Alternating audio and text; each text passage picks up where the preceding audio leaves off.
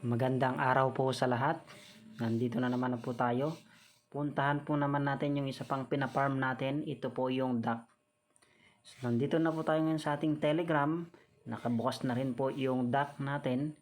Open na lang po natin para po makita natin kung ano po yung nasa loob, yung update po ngayon. So yan, meron na pong nakalagay dito na announcement dump listing. So listed na, actually listed na po yung dump na yan. Meron na po yata yan sa Uniswap. Pwede na po mag-trade doon.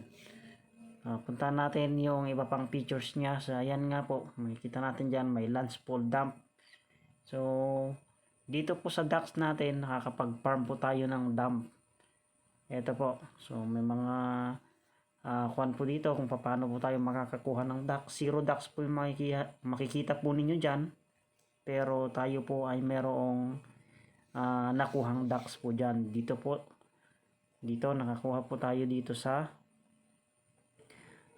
mga mission. Ayan, pansin mo ninyo, naka-check na po lahat yung sa akin. Tapos ko na po lahat yan. So, ito yung ating pinaka-update po dito. Dito po tayo sa ating duck launch pool.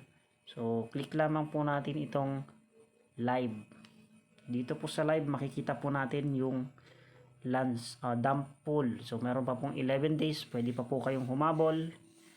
Sa mga wala pa pong ducks dyan, ilalagay ko lamang po sa description yung link ng ducks. So, meron na po tayong na farm na dump token. Yan po, naka-stake po kasi tayo. So habang nag-stake po tayo, nagiging bayad ng ating stake ay dump. So meron na po tayong 36,154,762.82 dump na nakukuha, at yung ating mining speed ay 149.96. So makiklaim po natin yan after ng 11 days.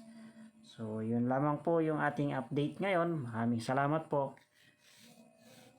Paki-subscribe na lang po yung ating channel. Paki-hit na rin po yung notification bell at saka yung like. Maraming salamat po.